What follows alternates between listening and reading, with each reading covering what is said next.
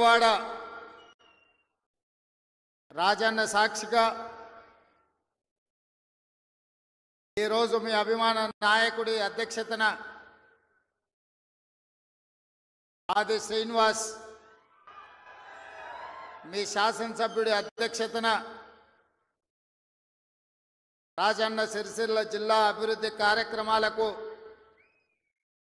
తెలంగాణ రాష్ట్ర ప్రభుత్వం శ్రీకారం చుట్టి ఈ కార్యక్రమంలో నా సహచర మంత్రివర్గ సభ్యులందరూ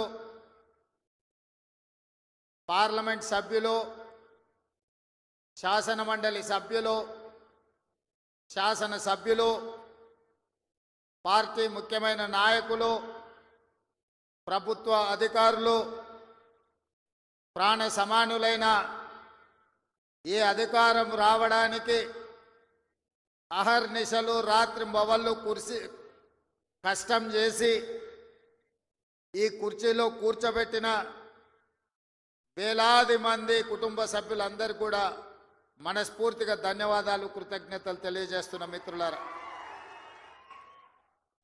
ఆనాడు పాదయాత్ర సందర్భంగా సమ్మక్క సారలమ్మ ఆశీర్వాదం తీసుకొని మొదటి అడుగు వేసిన రోజే ఈ అడుగు కేసీఆర్ గడీలను కూల్చే వరకు ఆగదు, అందులో వేలాది మంది కాంగ్రెస్ పార్టీ కార్యకర్తలు పాల్గొనాలని ఆ పాదయాత్రలో భాగంగా వేములవాడ రాజన్నను దర్శించుకొని సామాన్య ప్రజలను తెలంగాణ ఉద్యమకారులను అమరవీరుల కుటుంబాలను తెలంగాణ ఆడబిడ్డలనే కాదు వేములవాడ రాజన్నను కూడా మోసం చేసిన చంద్రశేఖరరావు ప్రభుత్వాన్ని గద్దె దించాలి అని ఈ గడ్డ మీద నుంచి ఆ రోజు మనం మాట్లాడుకోవడం జరిగింది. ఆనాడు పిసిసి అధ్యక్షుడిగా మీ దగ్గరకు వచ్చినప్పుడే ఆ రోజు చెప్పిన ఇందిరమ్మ రాజ్యం ప్రజాప్రభుత్వం ఏర్పడుతుంది, రాజన్నకు సంబంధించిన అభివృద్ధి కార్యక్రమాలు అదేవిధంగా వేములవాడ సిరిసిల్ల అదేవిధంగా చొప్పదండి నియోజకవర్గాల అభివృద్ధి కార్యక్రమాలు ముఖ్యంగా 2 దశాబ్దాల నుంచి మిడ్ మానేరు ముంపు బాధితుల సమస్యను పరిష్కరించాలి, మీ వంట వార్పు కార్యక్రమంలో మీ నిరసన కార్యక్రమంలో మీరు చేస్తున్న పోరాటంలో చాలాసార్లు నన్ను ఆహ్వానించడం ద్వారా ఆనాడు మీ సమస్య నా దృష్టికి తీసుకొస్తే మనకు అవకాశం వచ్చినప్పుడు ఆ సమస్యను పరిష్కరించాలి అని చెప్పి ఆనాడే మీకు మాట ఇవ్వడం జరిగింది. ఇవాళ అదే కాకుండా కలికోట సూరమ్మ ప్రాజెక్టు పాదయాత్ర సందర్భంగా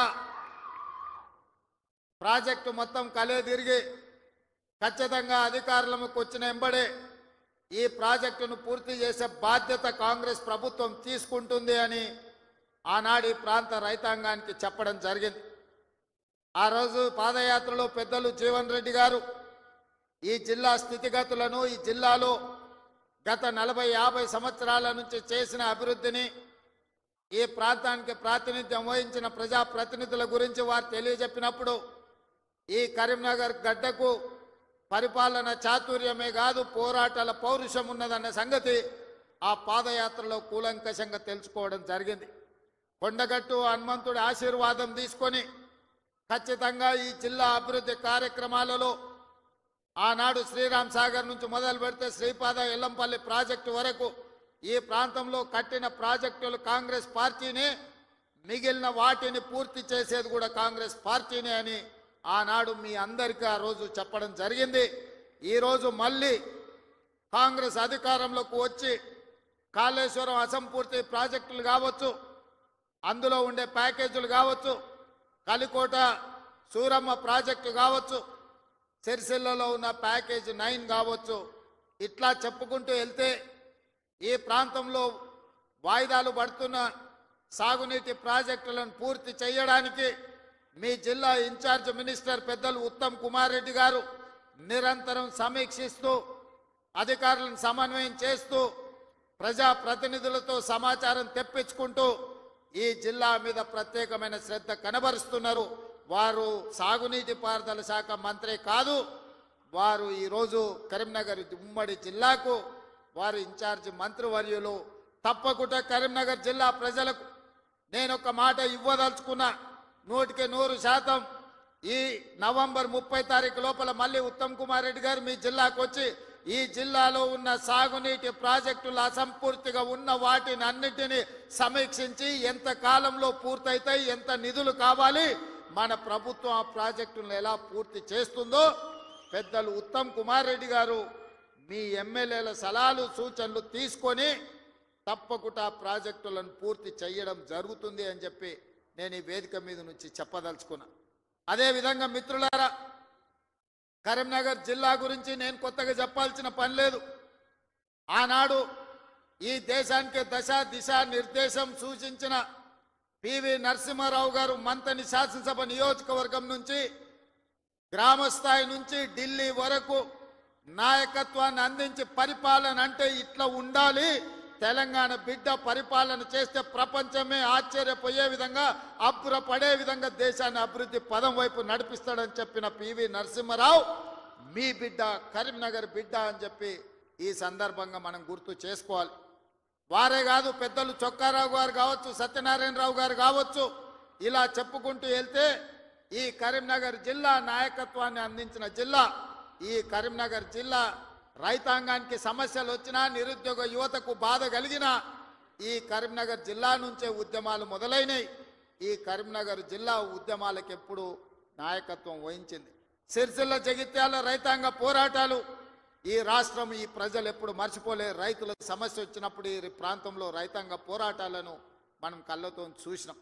అదే కాదు, తెలంగాణ రాష్ట్రం కావాలి, తెలంగాణ రాష్ట్రం కళ నెరవేరాలి అని ఈ ప్రాంతంలో లేచిన ఉవ్వెత్తున ఉద్యమాన్ని ఆనాడు 2004 సంవత్సరంలో శ్రీమతి సోనియా గాంధీ గారు ఇదే కరీంనగర్ గడ్డ మీద నుంచి మీకు మాట ఇచ్చిండ్రు. మీ మనసులో ఉన్న కోరిక, ఈ తెలంగాణ ప్రజల ఆకాంక్ష నాకు తెలుసు, తప్పకుండా నెరవేరుతుంది అని చెప్పి శ్రీమతి సోనియా గాంధీ గారు ఈ కరీంనగర్ గడ్డ మీద నుంచే 4 కోట్ల ప్రజలకు మాట ఇవ్వడం జరిగింది. ఆ తర్వాత జరిగిన పరిణామాలు నేను చెప్పేదానికంటే మీ పార్లమెంట్ సభ్యుడు పొన్నం ప్రభాకర్ గారు ఆ రోజు పార్లమెంటులో పెప్పర్ స్ప్రేలను అడ్డుకొని తెలంగాణ బిల్లును ఆమోదింపజేయడంలో పెద్దలు జైపాల్ రెడ్డి గారి నుంచి మొదలు పెడితే మన పార్లమెంట్ సభ్యులందరూ పట్టుదలతోని వీరోచితంగా లోక్సభలో కొట్లాడితే తెలంగాణ రాష్ట్ర బిల్లు ఆమోదం అయ్యింది. తెలంగాణ రాష్ట్ర బిల్లు ఆమోదం ఆశామాసిగా జరగలే, అలాంటప్పగా ఎవరో ఇవ్వలే.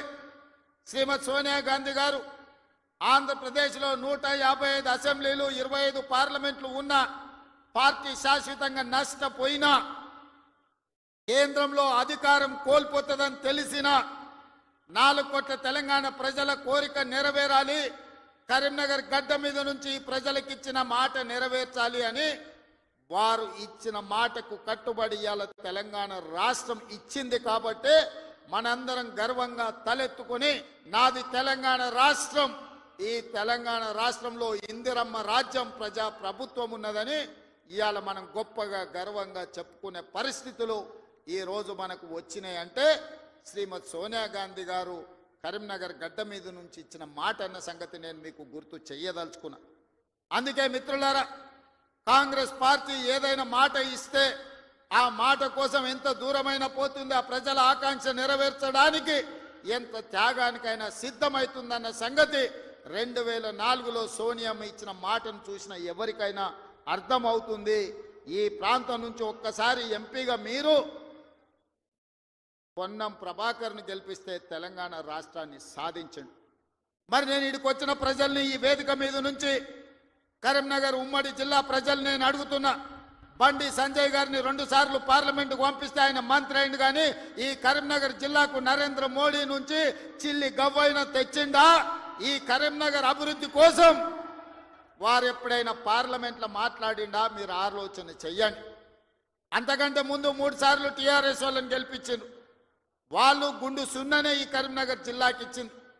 నిజంగానే వినోద్ కుమార్ గారు, చంద్రశేఖర్ రావు గారు వీళ్ళందరూ ఈ ప్రాంతానికి నీళ్లు తెచ్చినుంటే, నిధులు ఈ ప్రాంతంలో ఖర్చు పెట్టినుంటే ఈ కలికోట సూరమ్మ ప్రాజెక్టు పెండింగ్ ఎందుకుంటుండే, సిరిసిల్ల నియోజకవర్గంలో ప్యాకేజీ 9 పడావు ఎందుకు పడుతుండే? ఈ దేవుడు రాజన్న కోడి దూడలను ఇచ్చి కోరికలు నెరవేర్చే రాజన్న మందిరం 10 సంవత్సరాలు పడావు పడ్డట్టుగా ఎందుకు ఉంటుండే అని నేను ఈ మిత్రులను అడుగుతున్నా.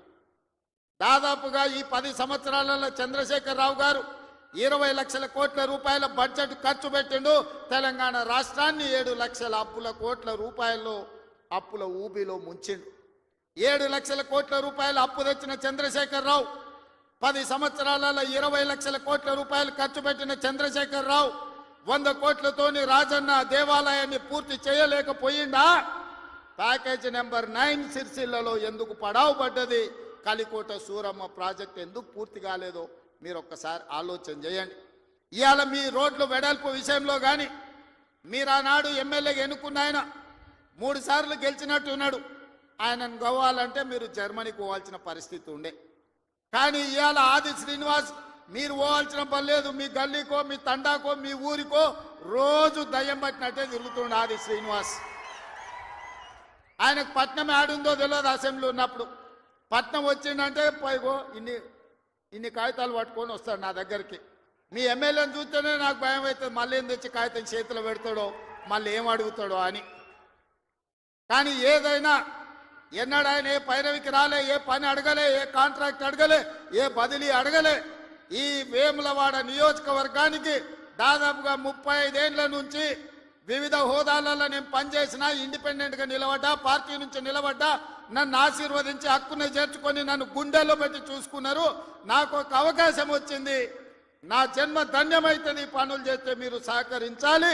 నాకు పదవి ఇవ్వకపోయినా పర్వాలేదు, కానీ నా ప్రాంతానికి ప్రాజెక్టులు ఇవ్వండి అని మీ ఆది శ్రీనివాస్ కాగితాలు తీసుకొచ్చి ఇచ్చి ప్రాజెక్టులు అన్ని కూడా తెచ్చుకున్నాడు. నాకు కూడా ప్రజల కోసం, ప్రాంత అభివృద్ధి కోసం అడిగే ఎమ్మెల్యేలన్నా ప్రజాప్రతినిధులన్నా నాకు కూడా చాలా ఇష్టం.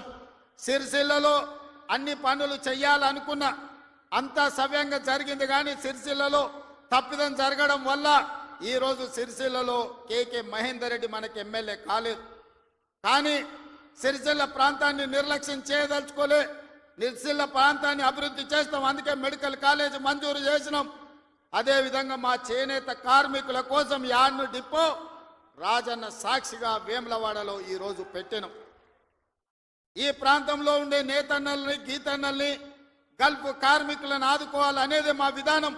గల్ఫ్ కార్మికుల విషయంలో మా మేడిపల్లి సత్యం కావచ్చు, మా డాక్టర్ కవంపల్లి సత్యనారాయణ గారు కావచ్చు, పెద్దలు జీవన్ రెడ్డి గారు, ఆది శ్రీనివాస్ ఈ ప్రాంత జగిత్యాల కోరుట్ల ప్రాంతం నుంచి ఇక్కడ నుంచి వలసలు పోయే గల్ఫ్ కార్మికుల గురించి గల్ఫ్ బోర్డు పెట్టాలి.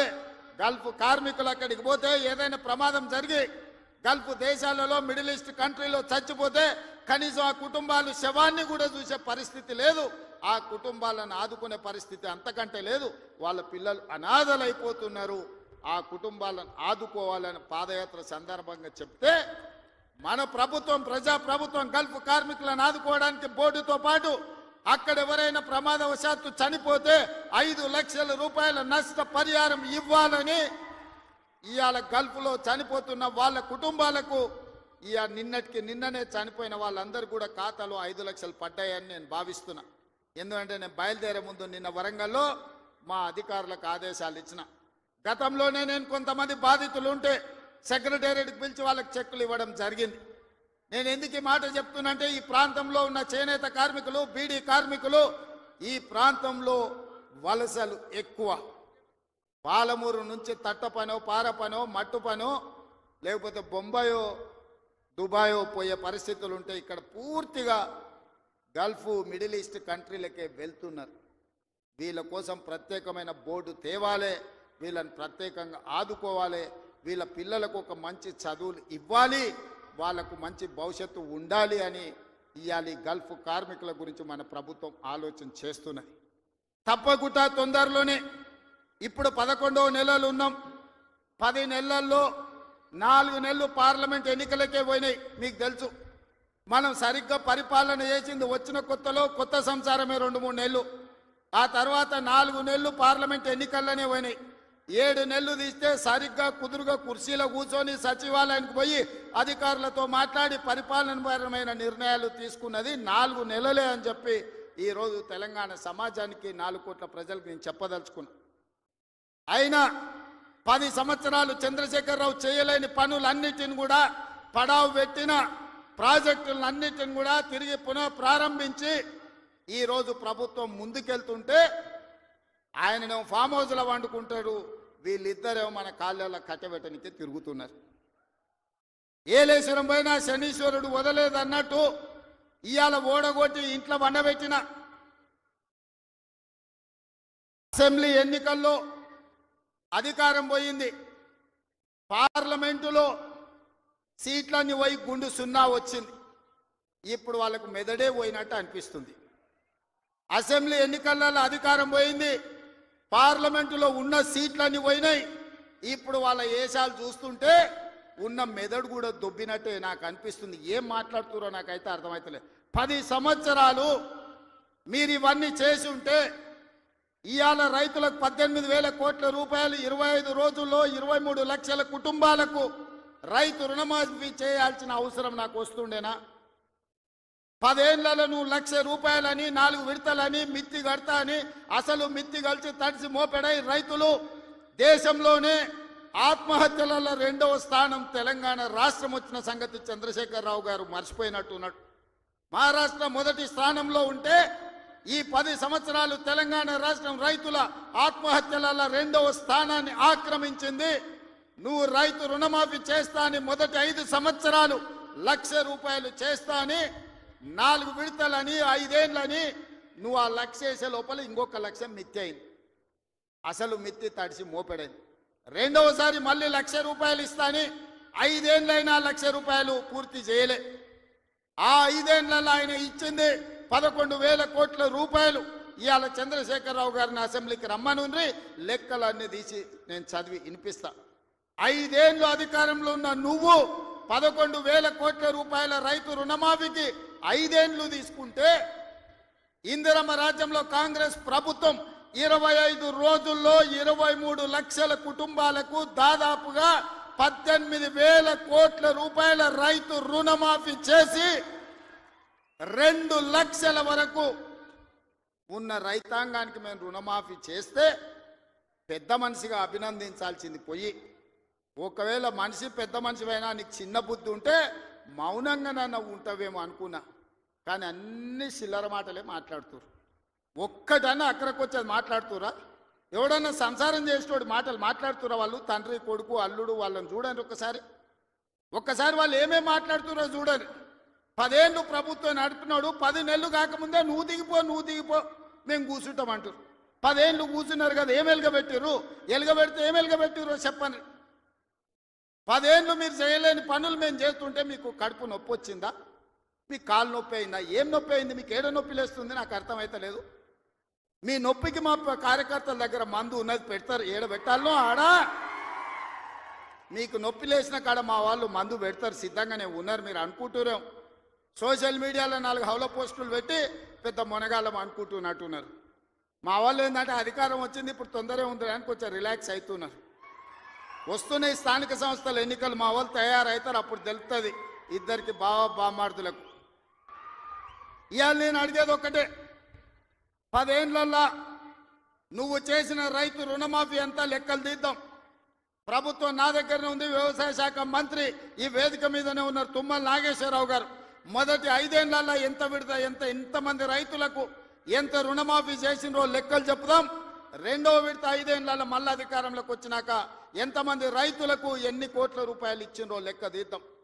25 రోజుల్లో మనము 2 లక్షల రూపాయల మేరకు రైతులకు చేసిన రుణమాఫీని 2014 నుంచి 2018 వరకు, 2018 నుంచి 2023 డిసెంబర్ వరకు, 2023 డిసెంబర్ నుంచి 2024 డిసెంబర్ వరకు 3 సార్లు రైతు రుణమాఫీలో 2 సార్లు చంద్రశేఖరరావు చేస్తే ఒక్కసారి ఈ వేదిక మీద ఉన్న మా మిత్రులందరూ చేసారు. లెక్కలు తీద్దాం, వాస్తవాలు మాట్లాడదాం. చంద్రశేఖరరావు గారు మీరు అసెంబ్లీకి రాండి. నీకు ధైర్యం ఉంటే, నిజాన్ని ఎదుర్కొనే చిత్తశుద్ధి నీకుంటే రా అసెంబ్లీలకు. మా వ్యవసాయ శాఖ మంత్రి ఈ రోజు నీకు లెక్కలు చెప్తాడు. ఏమైనా తక్కువ పడితే మిగతా సంగతి నేను చూసుకుంటా. అదేవిధంగా తెలంగాణ ఉద్యమమే నిరుద్యోగ సమస్య. ఈ నిరుద్యోగ సమస్యనే తెలంగాణ రాష్ట్రాన్ని సాధించి వందలాది మంది బిడ్డలు ఆత్మ బలిదానాలు చేసుకొని సాధించుకున్న తెలంగాణలో 10 నెలల్లో నేను 50,000 ఉద్యోగాలు ఇచ్చిన ప్రభుత్వ ఉద్యోగాలను 10 ఏళ్లలో నువ్వు ఎన్ని ఇచ్చినవో లెక్క కట్టు, తలకాయ లెక్క పెడదాం. 50,000కు ఒక్క తలకాయ తక్కువనే ఎల్పీ స్టేడియంలో అందరిని పిలుస్తా. 50కి తక్కువ ఉంటే అక్కడ నేను క్షమాపణ చెప్తా. స్వతంత్రం వచ్చినప్పటి నుంచి భారతదేశంలో ఏ రాష్ట్రం కూడా మొదటి సంవత్సరంలో 10 నెలల్లో 50,000 ఉద్యోగాలు ఇవ్వలేదు. నేను సూటిగా సవాలు విసురుతున్న చంద్రశేఖర్ రావు గారికి, నీ 10 ఏళ్ల పాలనలో ప్రతి సంవత్సరానికి నువ్వు ఎన్ని ఉద్యోగాలు ఇచ్చినావు? 10 నెలలల్లా నేను 50,000 ఉద్యోగాలు ఇచ్చిన లెక్క కట్టి తలకాయలు మొత్తం ఎల్పీ స్టేడియంలో పిలిపించి అందరిని పెడతా. నువ్వు వాళ్ళ తల లెక్క పెట్టుకో. ఒక్క తల తగ్గిన క్షమాపణ చెప్పడానికి నేను సిద్ధంగా ఉన్నా. అన్ని చిల్లర మాటలే. మా తాత ఉన్నప్పుడే నోటిఫికేషన్ ఇచ్చిండు, మా ముత్తాత ఉన్నప్పుడే మేము ఇవన్నీ చేసినాం అంటాడు. వెనకటికి ఎవడోనంటే వాడిని తాతలు నేతులు తాగుతానంట, ఇప్పుడు వీడు మూతులు నాకిండంట. గట్లున్నది వీళ్ళ మాటలు. చెప్పుకోవడానికి బాగానే ఉంటుంది. మా చచ్చిపోయిన బర్రె పగిలిపోయిన కుండ నిండా పాలిస్తుండని. బర్రె చచ్చింది, కుండ పగిలింది. ఇంకా బుద్ధి మాత్రం మారలేదు వీళ్ళకు. అందుకే ఇవాళ రైతు రుణమాఫీ విషయంలో కానీ, నిరుద్యోగ సమస్య విషయంలో కానీ, ఆర్టీసీలో ఆడబిడ్డలకు ఉచిత ప్రయాణం ఏదైతే ఇచ్చినామో 1,10,00,000 మంది ఆడబిడ్డలు ఈరోజు అమ్మగారి ఇంటికి పోవాలన్నా, రాముల వారిని దర్శించుకోవాలన్నా ఒక్క రూపాయి ఒక్క పైస లేకున్నా పోవచ్చు. 3,700 కోట్ల రూపాయలు మంత్రి పొన్నం ప్రభాకర్ గారు ఇవాళ ఖర్చు పెట్టి ఆడబిడ్డలకు ఉచిత బస్సు ప్రయాణం ఇచ్చిండు. ఇదే కాదు, ఆనాడు మోడీ ప్రభుత్వం 1,200 రూపాయల సిలిండర్ చేస్తే ఈరోజు ఆడబిడ్డలకు 500 రూపాయలకే సిలిండర్ ఇస్తున్నాం. ఆ శాఖ ఉత్తమ్ కుమార్ రెడ్డి గారు చూస్తున్నారు. అదేవిధంగా ప్యాడీ ఆయనలో ఏమన్నాడే కేసీఆర్, ఊరేసుకుంటే ఊరేసుకున్నట్టే అన్నాడు. అన్నోడు అన్నట్టు ఉండాలి కదా. ఆయన మాత్రం ఫామ్ హౌస్లో 150 ఎకరాలు ఊరేసుకున్నాడు. అవన్నీ లెక్కలు తీసి బయట పెట్టిన వీడియోలతో సహా. మా సార్ అట్లా వేసుకున్నాడు కానీ అని వాళ్ళ తాబేదారులు వచ్చి చెప్పారు. ఆ తర్వాత మన ప్రభుత్వం వచ్చినాక ఉత్తమ్ కుమార్ రెడ్డి గారితో వ్యవసాయ శాఖ మంత్రితో మాట్లాడి వరి పండించాల్సిందే, వరి కొనాల్సిందే, సన్న ఓట్లు వండిస్తే 500 బోనస్ ఇస్తామంటే ఇవాళ 66 లక్షల ఎకరాలల్లా 1,53,00,000 మెట్రిక్ టన్నుల వరి ధాన్యాన్ని ఇవాళ తెలంగాణ గడ్డ పండించింది. స్వతంత్రం వచ్చినప్పటి నుంచి ఉమ్మడి ఆంధ్రప్రదేశ్లో కూడా ఇంత వరి పంట రాలేదు. ఇవాళ మన 10 నెలల ప్రభుత్వంలో 1,53,00,000 మెట్రిక్ టన్నుల వడ్లు పండించిందంటే అది మన రైతన్నల గొప్పతనం కాదా? గతంలో వడ్లు అంటే కాళేశ్వరం నీళ్లు తెచ్చిన అన్నాడు. ఆ దిక్కుమాలినోడు కట్టిన కాళేశ్వరం మేడిగడ్డ, అన్నారము, సుందిల్ల 3 కుప్పగూలినాయి. వెనకటికి కూడా పనిమంతుడు పందిరేస్తున్నట కుక్కతో తలిగి కూలిపోయిందంట. కాళేశ్వరం కట్టిండెప్పుడు, కూలిందెప్పుడు? 1,00,000 కోట్లు నిండా మింగిండు, ఫామ్ హౌస్లో బోర్లో వండిండు. కాళేశ్వరం నుంచి సుక్క నీళ్లు లిఫ్ట్ చేయకుండా ఆనాడు కాంగ్రెస్ పార్టీ కట్టిన శ్రీరామ్ సాగర్ కావచ్చు, లేకపోతే శ్రీపద ఎల్లంపల్లి కావచ్చు, కల్వకుర్తి, భీమా, నెట్టంపాడు, కోయిల్ సాగర్, శ్రీశైలం, నాగార్జున సాగర్, హంద్రి, నీవా అక్కడ కడితే ఇక్కడ ఈ ప్రాంతంలో తెలంగాణ ప్రాజెక్టులు కడితే ఈరోజు ఖమ్మంలో కట్టిన ప్రాజెక్టులు, వరంగల్లో కట్టిన ప్రాజెక్టులు, నిజామాబాద్, కరీంనగర్లో కట్టిన కాంగ్రెస్ కట్టిన ప్రాజెక్టులతో ఈరోజు 1,53,00,000 మెట్రిక్ టన్నుల వడ్లు ఈరోజు తెలంగాణలో వండినాయి. 1,00,000 కోట్లు కాళేశ్వరంలో కాంట్రాక్టర్లకు కాలబెట్టిండు. పాలమూరు రంగారెడ్డికి 20,000 కోట్లు కాలబెట్టిండు. ఇంతవరకు సుక్క నీరు రాలేదు. కాళేశ్వరంలో 52,000 ఎకరాలకు ఇచ్చాడు. 1,00,000 కోట్లు కాంట్రాక్టులకు బిల్లు ఇస్తే 52,000 ఎకరాలకు నీళ్ళు వచ్చినాయి. ఈసారి అవి కూలిపోయి అది కూడా రాలే. ఇప్పటి వరకు చంద్రశేఖర్ రావు గారి 10 ఏళ్లల్లా 1,83,000 కోట్ల రూపాయల ప్రజాధనాన్ని ఇరిగేషన్ ప్రాజెక్టుల మీద పెట్టిండు. నేను సూటిగా అడుగుతున్నా, ఏ ప్రాజెక్ట్ అయినా నువ్వు పూర్తి చేసినవా? ఏ ఒక్క ప్రాజెక్ట్ అయినా తెలంగాణ ప్రజలకు అంకితం చేసినవా? ఇది పూర్తయింది, ఇది ప్రజలకు అంకితమైంది, దీంట్లో నీళ్ళు వస్తున్నాయని చెప్తావా అని నేను అడుగుతున్నా. ఇవాళ మల్లన్న సాగర్ అంటాడు, రంగనాయక్ సాగర్ అంటాడు, కొండపోచమ్మ అంటాడు. రంగనాయక్ సాగర్ కడితే రంగనాయక్ సాగర్ దగ్గర హరీష్ రావు ఫామ్ హౌస్ కట్టుకున్నాడు. 3 దిక్కుల ప్రాజెక్ట్ ఉంటుంది, మధ్యలో ఆయనకు ఫామ్ హౌస్ ఉంటుంది. ఆయనకు 360 డిగ్రీలు వాటర్ ఫ్రంట్ వ్యూ ఉండాలంట. భూసేకరణ కోసం తీసుకున్న భూమిని హరీష్ రావు పేరు మీదకి బదిలీ చేపించుకున్నాడు. ప్రాజెక్టు కోసం సేకరించిన భూములు రంగనాయక సాగర్ సిద్దిపేట దగ్గర ప్రాజెక్టు కోసం సేకరించిన భూములు ప్రాజెక్టుల నుంచి తొలగించి హరీష్ రావు ఫామ్ హౌస్ కట్టుకున్నాడు. దానికి లెక్క చెప్పాల్సింది హరీష్ రావు గారు. ఏం చింత చేయకు, లెక్కలు తీస్తున్నా, నీ లెక్క చెప్తా. కొండ పోచమ్మ ప్రాజెక్టు కట్టిందే కేసీఆర్ ఫామ్ హౌస్ కు కాలువలు తీసుకెళ్లడానికి. ఇవాళ నిజ నిర్ధారణ కమిటీ వేసుకుందాం, కొండ పోచమ్మ ప్రాజెక్టుకు పోదాం. కొండ పోచమ్మ నుంచి డైరెక్ట్ గా కేసీఆర్ ఫామ్ హౌస్ 100 ఎకరాలకు కాలువ డైరెక్ట్ ఆయన ఫామ్ హౌస్లోకి వెళ్ళి తీసుకుపోయాడు. 1000 కోట్లు ప్రజలై ఖర్చు పెడితే నీ ఫామ్ హౌస్కు నీళ్లు తీసుకెళ్తావా? ఇది న్యాయమా? చంద్రశేఖరరావు గారు, నిన్ను నమ్మి నీ చేతిలో రాష్ట్రం పెడితే, నీ కొడుకుని మున్సిపల్ మినిస్టర్ పెడితే జన్వాడలో 111 జీవోలో ఫామ్ హౌస్లు కట్టుకుంటాడు. ఆయన బామ్మార్ది ఇంకోటి కట్టుకుంటాడు. అందులో దీపావళి పండుగ వచ్చిందని చిచ్చుబుట్లు కాకుండా సారా బుట్లు పెట్టి దావతులు చేస్తాడు. ఏమనంటే మేము క్యాసినో నడుపుకుంటాం, మేము సారా బుట్లు పెట్టుకుంటాం కాబట్టి మమ్మల్ని ఏం అనొద్దు అని. అంటే బావ కళ్ళల్లో ఆనందం చూడడానికి ఆయన బామ్మార్ది ఏమి తాగి తందనాలు ఆడినా డ్రగ్స్ తీసుకున్నాడు ఆ ఇంట్లో దొరికినా కేసు పెట్టొద్దా? ఒకసారి ఆలోచన చేయండి. ఎంత సిగ్గు లేకుండా మాట్లాడుతున్నారంటే, డ్రగ్స్ తీసుకున్నాడు దొరికిండు కదనే వాడు మొత్తం అందని. అవును, నేను డ్రగ్స్ తీసుకున్నాను వాడు ఒప్పుకుండు, డ్రగ్స్ ఉన్నోడు దొరికిండని వీడు ఒప్పుకుండు, కానీ వాడిని పట్టుకోవద్దంట పోలీసోడు. ఎందుకంటే మేము బీఆర్ఎస్ నాయకులం కాబట్టి మమ్మల్ని ఏమనొద్దని. ఈ రాష్ట్రంలో, ఈ దేశంలో బీఆర్ఎస్ వాళ్ళకి ఏమైనా కొత్త చట్టం ఉందా? ఇచ్చిపెట్టాలా? ఊర్లో డ్రంక్ అండ్ డ్రైవ్ అని పిల్లలు ఇవ్వడానికి తెలిసో తెలియక తాగితే నోట్లో పుల్ల పెట్టి ఊదిచ్చి వాని బండి గుంజుకొని వాని పోలీస్ స్టేషన్లో పెట్టి వాని ఈపులు వలగొట్టి వాని దగ్గర 5,000 వసూలు చేస్తున్న సన్నాసి, నీ బామ్మార్ది డ్రగ్స్ తీసుకున్నాడు ఇంట్లో దొరికితే, అక్రమంగా ఫామ్ హౌస్ కట్టుకుంటే, వాని ఇంట్లో విదేశీ మద్యం దొరికితే వాని మీద కేసు పెట్టొద్దు అంటున్నావంటే చట్టం నీకోటి, పేదోళ్ళకి ఇంకొక చట్టమా అని నేను అడుగుతున్నా. ఇదా తెలంగాణ రాష్ట్రంలో 10 ఏళ్ళ అధికారంలో ఉన్న మీరు ప్రజలకు చెప్తున్నది? ఇవాళ అభివృద్ధి గురించి మాట్లాడతాడు. 75 ఏళ్ళనే నా కొడంగల్ ఎప్పుడో 1960లో మా పెద్దలు గురునాథ్ రెడ్డి గారి వేదం మీద ఉన్నారు. 6 సార్లు ఎమ్మెల్యే అయ్యాడు. ఎందుకో ఒక్కసారి కూడా వారిని మంత్రిని చేయలే గత ప్రభుత్వాలు. అచ్యుతారెడ్డి అని ఎప్పుడో 60లో ఒక్కసారి కొద్ది రోజులు మంత్రి అయ్యాడు. స్వతంత్రం వచ్చినప్పటి నుంచి ఈ రోజు వరకు మా కొడంగల్ నియోజకవర్గం మీద ఎవరు దయ చూపించలే, ఆ ప్రాంతం నుంచి ఎవరు మంత్రి కాలే.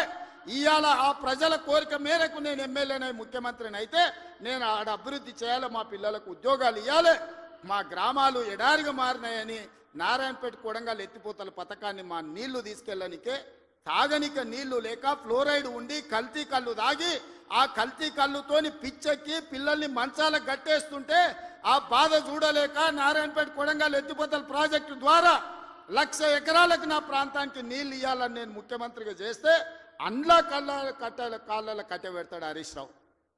ఇదే కాదు, ఇవాళ నేను 1,000-1,200 ఎకరాలు ఆడ భూసేకరణ చేసి తొండలు గుడ్లు పెట్టని భూములను ఇవాళ ఏదైనా ఏజో పారిశ్రామిక వాడ తీసుకొచ్చి పరిశ్రమలు తెస్తే మా పిల్లలకు ఉద్యోగాలు వస్తాయి, నా ప్రాంతం అభివృద్ధి జరుగుతుంది. నేను ముఖ్యమంత్రి అయినా కాబట్టి వాళ్ళకి కృతజ్ఞత తెలుపుకోవాలని నేను ప్రయత్నం చేస్తే కొంతమంది రౌడీ మూకల్ని తయారు చేసి పైసలు ఇచ్చి కలెక్టర్ని, ఆర్డీఓని, అధికారులందరినీ ఇష్టం వచ్చినట్టు కొట్టిరు. కొట్టి ఇప్పుడు మా మీద కేసు ఎట్లా పెడతారు అంటారు. ఉత్తోని పక్కింటోని చెంప మీద కొడితేనే ఇవాళ రేపు మన పిల్లల్ని నెత్తి మీద కొడితేనే వాడు 100కు డయల్ చేస్తుండు, మా నాయన కొడుతుండు, మా నాయనమ్మ కొడుతుందని. స్కూల్కి పోయే పిల్లగాడు కూడా ఇలా తెలివి వచ్చింది, నెత్తి మీద ఎట్లా అంటే వాడు 100కి డయల్ చేస్తుండు. అధికారులను కిందేసి కొట్టి చంపేదానికి ప్రయత్నం చేస్తే కేసులు కడితే మా టీఆర్ఎస్ వాళ్ళ మీద కేసులు ఎట్లా కడతారు? బరాబర్ మా టీఆర్ఎస్ వాళ్ళు ఇట్లనే దాడులు చేస్తారంటారు. నేను అడుగుతున్న చంద్రశేఖరరావు గారిని, నీ కొడుకు నీ అల్లుడు మాట్లాడే భాషను మీరు సమర్థిస్తున్నారా? భూసేకరణ చెయ్యొద్దా? తెలంగాణ రాష్ట్రంలో పరిశ్రమలు పెట్టొద్దా? మా IT and industry Sridhar Babu గారు రోజుకి 20 గంటలు పనిచేస్తూ ఈ రాష్ట్రానికి 1,000 కోట్ల రూపాయల పెట్టుబడులు తెచ్చి విదేశీ పరిశ్రమలను రప్పించి నిరుద్యోగ యువకులకు, ఇంజనీర్లకు ఈరోజు ఉపాధి కల్పించాలని చేస్తున్న ప్రయత్నం తెలంగాణ రాష్ట్రంలో చెయ్యొద్దా? మీరు చెప్పండి. 10 ఏళ్ళు ప్రభుత్వం నడిపిన మీరు భూసేకరణ చేయలేదా? మల్లన్న సాగర్ల ప్రజల్ని ముంచలేదా? 14 గ్రామాలను మల్లన్న సాగర్ల ముంచలేదా? కొండ పోచమ్మల ముంచలేదా? రంగనాయక సాగర్ల ముంచలేదా? ఫార్మా సిటీ అని ఎయిర్పోర్ట్ కూతబెట్టి దూరంలో 14,000 ఎకరాల భూములు సేకరించలేదా? ఇవాళ ఒక కొడంగల్లో నేను భూసేకరణ 1000 ఎకరాలు చేస్తే మీ కడుపు మంట ఏంది, మీ దుఃఖం ఏంది, మీ బాధ ఏందని నేను అడుగుతున్నా. ఇదా న్యాయం? ఇదా ప్రభుత్వాన్ని నడిపినోడు మాట్లాడేది? ఈ విధానం ఉంటే రాష్ట్రం అభివృద్ధి చెందుతుందా? నేను అడుగుతున్న ఈ వేదిక మీద నుంచి తెలంగాణ రాష్ట్ర రైతాంగాన్ని, ఎవరో ఒకరు భూమి కోల్పోవాల్సిందే. అభివృద్ధి జరగాలంటే భూసేకరణ జరగాల్సిందే. భూసేకరణ జరిగితే ఎవరో ఒకరు భూమి కోల్పోవాల్సిందే. ఎవరు ఇష్టంగా భూమి ఇవ్వరు. కానీ బాధలో ఉన్న రైతుకు నష్టపరిహారం అత్యధికంగా ఇవ్వడం ద్వారా ఆ రైతును మనము ఆదుకోవాలి. ఇవాళ ఎక్కడైతే భూసేకరణ జరుగుతుందో భూసేకరణ చట్ట ప్రకారం వాళ్ళకి ఎక్కువ ఇవ్వలేకపోతున్నాం. నేను చీఫ్ సెక్రటరీ కలెక్టర్లకు ఆదేశాలు ఇచ్చిన, ఆ ప్రాంతాలలో భూముల విలువ 3 అంతలు పెంచండి. అప్పుడు వాళ్ళ భూమికి ఊర్లో 10 లక్షలు ఇస్తే మనం 30 లక్షల నష్టపరిహారం ఇస్తే ఆ రైతు సంతోషంగా ముందుకొచ్చి భూమి ఇస్తాడు. శాశ్వత అభివృద్ధి కోసం రాష్ట్ర పునర్నిర్మాణంలో త్యాగం చేస్తున్న భూ యజమానులను, వాళ్ళు దళితులు, గిరిజనులు, బలహీన వర్గాల వాళ్ళు ఉంటారు. చిన్న చిన్న భూములు ఉంటాయి, కుటుంబంలో 5-6 మంది ఉంటారు. వాడు అసూటనో ఇసూటనో పోయి భూమి కొనుక్కోవాలంటే నష్టపరిహారం అత్యధికంగా ఇవ్వాలని చట్టాన్ని సవరించమని వాళ్ళు నేను ఆదేశాలు ఇచ్చిన. నేను అడుగుతున్న మిత్రులారా, నల్లమల అడవుల్లో నుంచి ఒక గ్రామీణ ప్రాంతంలో వ్యవసాయ కుటుంబం, ఒక రైతు బిడ్డగా జిల్లా పరిషత్ మెంబర్ నుంచి ముఖ్యమంత్రికి వచ్చిన, నాకు తెలియవా కష్టాలు? భూమితో ఉన్న సెంటిమెంట్ నాకు తెలియదా? భూమే మన ఆత్మగౌరవం అన్న సంగతి నాకు తెలియదా? గ్రామంలో మన గుర్తింపు, మన గౌరవం, మన ఆత్మగౌరవం, ఊరిలో మనకున్న భూమి, మనం చేసే వ్యవసాయము. ఎన్నెట్ల నాగలి కడతాడు అని అంటే వెనకటికి పిల్లనిచ్చేటోళ్ళు, 20 జతలు ఎట్లు నాగలి కడతాడు అని అంటే వాళ్ళు పిల్లనిచ్చేటోళ్ళు. భూమి లేనోడికి పిల్లని ఇవ్వాలంటే 10 సార్లు ఆలోచన చేసేటోళ్ళు. అట్లాంటి భూమి తల్లిదండ్రులతో సమానం అనుకునే ఈ సమాజంలో భూమి కోల్పోతున్న వాళ్ళను హక్కున చేర్చుకొని అత్యధికంగా నష్టపరిహారం ఇవ్వాలని నూతన విధానాన్ని ఇవాళ నా ప్రభుత్వం తీసుకొచ్చింది. నా మంత్రివర్గ సహచరులు మీరు ధైర్యంగా ముందుకు వెళ్ళండి అని చెప్తున్నారు. నష్టపరిహారం అత్యధికంగా మేము ఇచ్చి భూమి తెచ్చి పరిశ్రమలు నెలకొల్పాలంటే ఇవాళ వాళ్ళు అడ్డం పడుతున్నారు. తెలంగాణ సమాజమా, మీరు ఆలోచన చెయ్యండి. ఇది మన తెలంగాణకు మేలు చేస్తుందా? ప్రతి సంవత్సరం 1,10,000 ఇంజనీరింగ్ స్టూడెంట్లు ఇంజనీరింగ్ పూర్తి చేసుకొని బయటకు వస్తారు. వాళ్ళ ఉద్యోగ ఉపాధి అవకాశాలు ఎట్లి వాళ్ళో మీరు ఆలోచన చేయండి. వాళ్ళ నిరుద్యోగులుగా రోడ్ల మీద వదిలేద్దామా? ఆవారగాళ్ళు అయిపోయి తల్లిదండ్రులకు భారమై గంజాయి డ్రగ్స్కు బానిసలను చేద్దామా? ఈ తెలంగాణ సమాజ యువతను మీరు ఒక్కసారి ఆలోచన చెయ్యండి. ఆ భూమి నేను తీసుకుపోను, శ్రీధర్ బాబు గారు తీసుకుపోరు, ఉత్తమ్ కుమార్ రెడ్డి గారు అసలే తీసుకుపోరు. భూమి ఏమన్నా సాపలాక చుట్టి సంకలు పెట్టి తీసుకుపోయేదానే? మేమేం చేసుకుంటామని? తిరిగి పరిశ్రమలు పెట్టి పరిశ్రమలలో ఉద్యోగాలు ఇవ్వాలన్నదే కదా మా ఆలోచన. ఆ ఆలోచనకు ఎందుకు అడ్డం పడుతుండ్రు? 10 ఏళ్ళు మేము సరైన నష్టపరిహారం ఇవ్వండి, భూసేకరణ చేయండి అని మేము సహకరించిన ప్రతిపక్షంలో ఉండి నీకు ఆ కనీస పరిజ్ఞానం కానీ జ్ఞానం కానీ ఎందుకు లేదు చంద్రశేఖరరావు గారు అని నేను అడుగుతున్నా. ఉద్యమకారునంటో 80,000 పుస్తకాలు చదివినోడినంటో అపర మేధావినంటో ప్రపంచంలో నీ అంత మేధావి లేడు, పోటీ పెడితే 1 నుంచి 100 వరకు నీకే ర్యాంక్ వస్తుంది అంటో ఇంత చిన్న లాజిక్ మిస్ అయినవా చంద్రశేఖరరావు? భూమి సేకరించకుండా పరిశ్రమలు నెలకొల్పలేమని నా నియోజకవర్గం మీద ఎందుకు కక్ష కట్టినవని నేను అడుగుతున్నా. నేనేమో 1,00,000 ఎకరాలు సేకరించలే, 4 గ్రామాలలో కలిసి 1,100 ఎకరాలు నేను భూమి తీసుకుందామన్నది. ఇదో ప్రపంచ సమస్య అయింది. ఇంకా నేను ఢిల్లీ అయిపోయింది, ఇప్పుడు చంద్రమండలం పోతాడంట ఆయన. చంద్రమండలం పోయి ఆడ కూడా ఫిర్యాదు చేస్తాడంట. నువ్వు ఆడ తిరిగొచ్చినా కుట్ర చేసినందుకు మాత్రం ఊసలు లెక్క పెడతావు కేటీఆర్, నువ్వు అది గుర్తుపెట్టుకో. చూస్తున్నా ఎంత గుర్తుపోయి ఎగరని అని. ఉయ్యాల ఎంత ఊగినా అక్కడనే వచ్చి ఆగాలి, తెలుసు కదా. ఉర్రికి అటు ఊగొచ్చు, ఉర్రికి ఇటు ఊగొచ్చు. ఉయ్యాల ఆగాల్సి వచ్చినాడు మధ్యలోనే ఆగుతుంది. యాడ్ కురుకుతాడు, ఎంత దూరం ఉరుకుతాడు? ఉరకని అని చూస్తున్నా. ఉరుకులాట ఏందో చూద్దాం కేటీఆర్ దాని. అందుకే మిత్రులారా, ఈ తెలంగాణ రాష్ట్రాన్ని అభివృద్ధి చేసుకుందాం. రాజన్న సిరిసిల్ల అభివృద్ధి కోసం నిధులు ఇచ్చినాం. ఇవాళ మీ ప్రాంత అభివృద్ధి మా బాధ్యత. 10 సంవత్సరాలలో ఈ తెలంగాణను ఒక గొప్ప అద్భుతమైన అభివృద్ధి చెందిన రాష్ట్రంగా తీర్చిదిద్దుకుందాం. తెలంగాణ రైజింగ్. ఈ దేశంలోని ఏ రాష్ట్రమైనా తెలంగాణను చూసి కాపీ కొట్టాల్సిందే, తెలంగాణ రాష్ట్రాన్ని చూడడానికి రావాల్సిందే. ఆ విధంగా మనం అభివృద్ధి చేసుకుంటూ ముందుకు వెళ్దాం.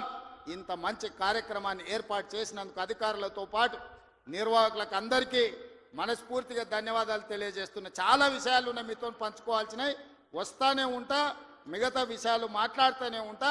చివరిగా చంద్రశేఖరరావు గారికి మాత్రం ఒక మాట చెప్తున్నా, అసెంబ్లీకి రా స్వామి, రా, వచ్చి కూర్చుందాం, రా, నీ 80,000 పుస్తకాలు ఏం చదివినావు మాట్లాడదాం, ఒక్కసారి రావే స్వామి, వస్తే రోజంతా చర్చ చేద్దాం, చేస్తే ఏందో తెలుస్తుంది లెక్క. మళ్ళొక్కసారి అదేవిధంగా చేనేత కార్మికుల కోసం పని కల్పించాలని మన స్వయం సహాయక సంఘాల ఎస్హెచ్ గ్రూపులకు 65,000 మంది ఉన్నారు, 65 లక్షల మంది ఉన్నారు. 1,30,00,000 చీరలు స్వయం సహాయక సంఘాలకు సంవత్సరానికి 2 చీరలు ఈరోజు మంచి క్వాలిటీతో ఇచ్చి ఆడబిడ్డల ఆత్మ గౌరవంతో ఉండే విధంగా నిర్ణయం తీసుకున్నాం. ప్రతి ఆడబిడ్డలకు 2 చీరలు ఇస్తాం. ఇక్కడుండే మా వాళ్లకు ఓన్లీ పవర్ లూమ్ నుంచి కాకుండా